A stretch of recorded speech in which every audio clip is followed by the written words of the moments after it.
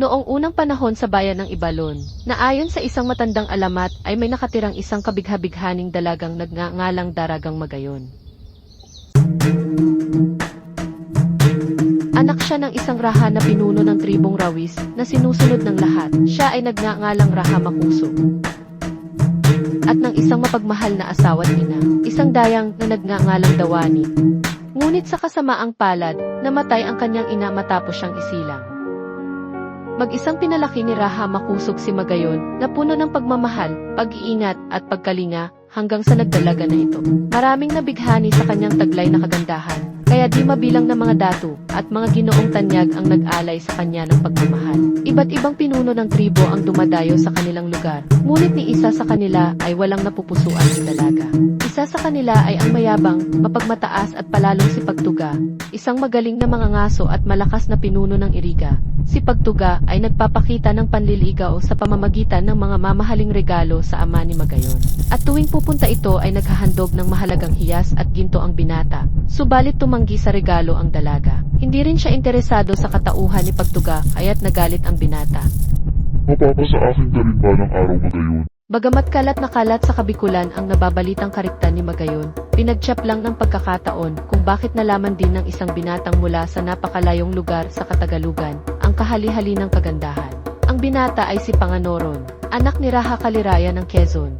Iniligtas siya nito sa bingit ng kamatayan nang isang umagang maligo siya sa ilog Yawa. Habang binabalanse ang sarili sa isang bato, siya'y napadulas at nahulog sa ilog. Hindi siya marunong lumangoy kaya tinagay siya ng agos. Tiempo namang nasa lugar si Panganoron. Sinaklolohan siya nito nang marinig siyang sumisigaw, tumalon sa ilog at sa isang sandali, naroon na siya sa tabi ng dalaga. Maingat niyang dinala ang takot na dalaga sa pampang. Nagpatuloy ang pagkikita ng dalawa simula nang mailigtas si Magayon. Di kalauna nagtapat si Panganoro ng pag-ibig sa dalaga. Nahiyang aminin ni Daragang Magayon na nahuhulog din ang loob niya sa binata. Di nagtagal sila'y naging magkasintahan. Ipinagtapat ni Magayon ang pag-iibigan nila ni Panganoron kay Raha Makusog at sila'y nagkakamabutihan na. Sila ay may plano ng magpakasal sa loob ng ilang linggo. Ang kanilang pag-iibigan ay nagbigay sa kanila ng lakas ng loob upang makatuntong sa bahay ni Raha Makusog si Panganoron. Napagtanto ni Raha Makusog na mahal ng kanyang anak ang binata at hangad din niya ang kaligayahan ng kanyang anak. Sa gayon ay binigyan ni Raha Makusog ng panahon ang dalawa upang paghandaan ang nalalapit nilang kasal. At ibinigay na rin niya ang kanyang basbas sa magsing-irog. Pansamantalang na maalam ang magsing-irog sa isa't isa, uwi muna si Panganoron sa Katagalugan para ibahagi sa kanyang pamilya ang masayang balita. At siya ay magbabalik isang araw bago ang kanilang kasal. Dala ng matinding kasiyahan, ang balitang ikakasal ang dalaga ay nakaabot sa pandinig ni Pagtuga. Lubos siyang nagalit at gumawa siya ng paraan upang mapigilan ang nalalapit na kasal ni Panganoron at Magayon. Isang araw, nang pumunta sa bundok si Raha Makusog upang mangaso, hinarangan siya ni Pagtuga at dinala sa kanila upang gawing biha. Palalayain kita kung ibibigay mo sa akin si Magayon para maging asawa ko. Ang kasagutan ay wala sa akin, tanungin mo si Magayon at sa kanya mo malalaman ang sagot. At dinala si Daragang Magayon sa harap ni Pagtuga. Sinabi ni Pagtuga na papatayin ang ama ng dalaga kung hindi papayag magpakasal sa kanya. Umiiyak siyang sumang-ayon sa gusto ng binata. Magaganap ang ating kasal sa loob ng 7 araw. Wika ni Pagtuga, dali-dali niyang inutusan ang kanyang mga tauhan na paghandaan ang darating na kasalan.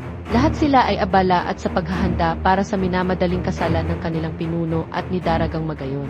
Naghahanda na ng marangal na pamamanhikan si Panganoron at ang mga magulang nang makarating sa binata ang balitang sinapit ni Magayon. Galit na galit ang binata at isinama niya kaagad ang kanyang mandirigma pabalik ng Rawis. Isang mainit na sagupaan ang nangyari sa pagitan ng dalawang mandirog ni Magayon at ng kanilang mga kawal, hanggang sa magpang-abot ang dalawang binata. Ako'y naparito upang angkinin ang aking iniiro. Hindi maaari. Akin lang si Magayon. Nagkaroon ng sukatan ng lakas. Magugunita na si Panganoron ay subok sa espada, subalit si Pagtuga naman ay malansi at mapaglalang. Si Pagtuga ay tinamaan ng espada ni Panganoron, napatay ni Panganoron si Pagtuga sa laban. Nasaksihan ito ni Magayon at dali-daling tumakbo upang yakapin si Panganoron. Sa di inaasahang sandali, natamaan si Magayon ng ligaw na palaso sa kanyang likod. Bumagsak si Magayon bago pa siya nakalapit kay Panganoron.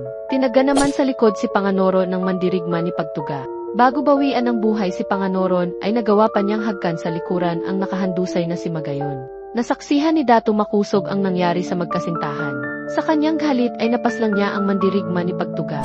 Matapos ang engkwentro, iniuwi ni Dato Makusog ang mga labi ni Magayon at Panganoron. Humukay ito at inilibing na magkasama ang magsing-iro. Lumipas ang mga araw, nakita ng mga tao sa kanayunan na ang puntod ay tumataas. Lumaki ang libingan at ang lupa ay naghugis at sulok. Tinawag ito ng mga taong bayan na mayon mula sa kanilang magandang prinsesang si Magayon. Sa panahong tila humahaplos ang maninipis na ulap sa tuktok ng bundok, sinasabi ng mga matatanda na hinahagkan ni Panganoron ang pisngi ni Magayon. At kapag marahang dumadaloy ang ulan sa gilid ng bundok, iyon daw ay pagluha ni Panganoron na nangungulila sa pagmamahal na hindi nabigyan ng katuparan. Ang alamat ng mayon ay nabuo dahil sa matinding pagmamahalan ng magsing-iro, na kahit sa kabilang buhay ay makikita pa rin ang palatandaan ng kanilang pag-ibig.